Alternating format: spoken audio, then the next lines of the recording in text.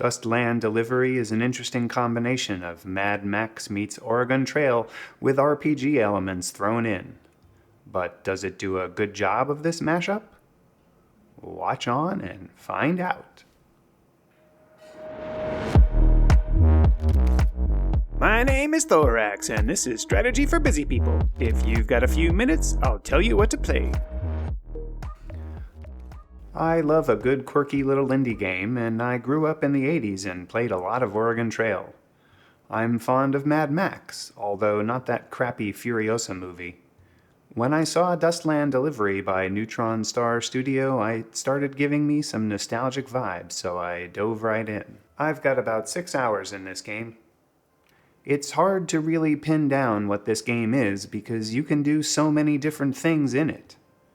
At its core, you have decided to take up the mantle of trucking in this post-apocalyptic zombie-infested world, and you can bring along other folks as part of your crew.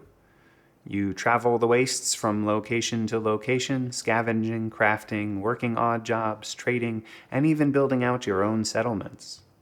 There are currently 2 main maps, and each has its own primary storylines, but you can actually completely ignore those storylines and do whatever you want to do. So, what do you want to do?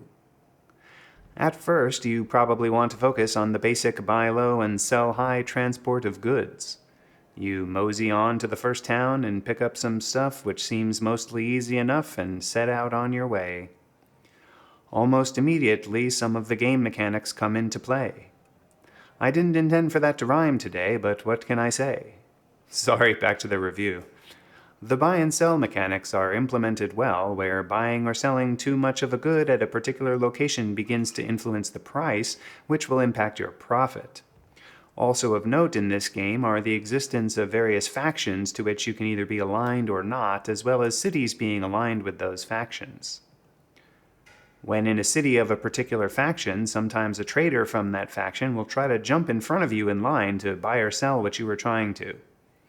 If you choose to refuse that action, you'll negatively impact your relationship with the faction, or you can allow it and not upset the order of things, but this impacts your ability to make any money on whatever it is you are about to buy or sell.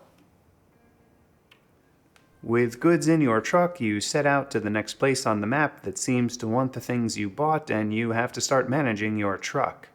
But not just the truck and things like the health of the tires or the heat of the engine, but also the status of your crew. Driving causes fatigue, and when your fatigue hits maximum, you are stopping, regardless of whether or not you are in a good place to stop. Hiring additional crew members can allow you to switch out drivers as fatigue sets in, but ultimately you will have to rest and recover somehow and somewhere. Recovering fatigue is easy enough. You sleep. There are apparently a lot of places to sleep in the future post-apocalyptic world. You can camp when you stop in your truck and sleep out in nature. You can sleep at an inn in a town, and there are several quality levels to that sleep. Sleeping in the lobby is free, but you might get robbed. Sleeping in the VIP suite is expensive, and will probably relieve some stress as well, which we'll get to in a moment. Lastly, in cities where you have an apartment, you can sleep there. Stress is caused by, well, existing. Some things are more stressful than others. Fighting zombies or fleeing zombies is certainly stressful. Stress relief can also be achieved in many ways. You can get frisky with people in the bars, which I am sure is a euphemism for something and probably has potential side effects. You can party with your crew out in the wilderness, which costs food, fuel, and time. And you can drink alcohol, which makes you drunk, and drunk characters are literally useless until they sober up. With sleep and stress mostly covered and with trading mostly figured out, the game continues. The first map includes a story about some mysterious property deeds that are awarded to you and, well, spoiler alert, one of them works out and the other doesn't. At least, it doesn't work out at first. The main mission quests start to pile up and you continue to explore the map. As you drive from place to place, you have random event encounters, but you can also go to specific locations for scavenging. Scavenged items are what are used for crafting, and I have to tell you, the crafting system in this game is pretty deep. So you want to craft a nice pistol? Well, that requires crafting 2 other guns first. But those two other guns also require their own crafted components in the form of various metal pipes, which themselves are finally crafted from raw materials. As might be expected in a post-apocalyptic zombie future, scavenging can be dangerous. In fact, spending time anywhere for too long can be dangerous because it means you might get attacked by zombies. At least at first, with the characters I chose, I was weak AF and had terrible weapons, so I predominantly spent my time running from the zombies. In my 6 hours of playtime, I only engaged in one battle where I had some overwhelming strength, and I pretty much just shot the zombie a ton from a distance, and I was victorious that way. I got lucky. Speaking of strength, let's talk for a moment about the role-playing aspects of the game. Characters have a dizzying array of statistics that influence their ability to do stuff in the game. All the skills relate directly to specific activities. As an example, when I started setting up the city I was a mayor of, yes, that happens, I built a farm. The farm needed someone to work it, so I hired a farmer onto my crew, transported her to said farm, and put her to work.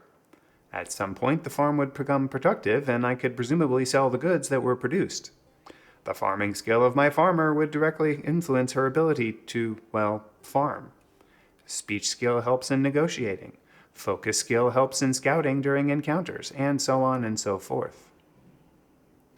Leveling up skills requires two things: an available trait point to spend, and books.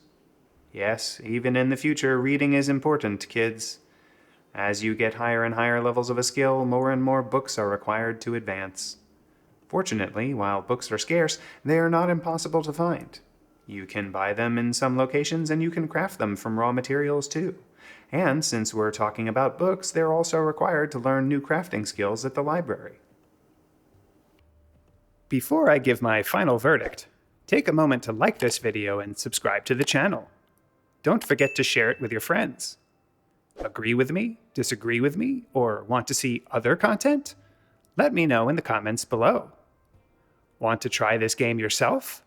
Check out my humble affiliate link below.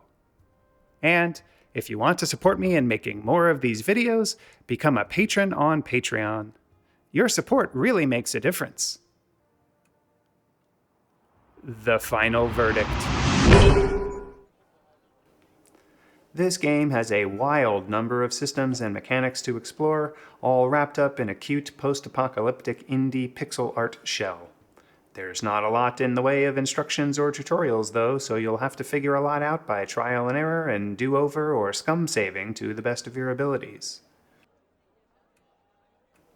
On my trademark 3-point score scale of avoid, meh, and I forgot to eat, this game rates a solid "you should try it," but be sure that you stock up on water, liquor, and grilled meats for all of your party cookouts. After all, you never know who you're going to bring onto your crew when everything is on the line. Well, it would be like a preacher and a doctor and a crazy girl who can kill you with her brain, and a mechanic and a prostitute and... Oh, wait, that's a different science fiction thing.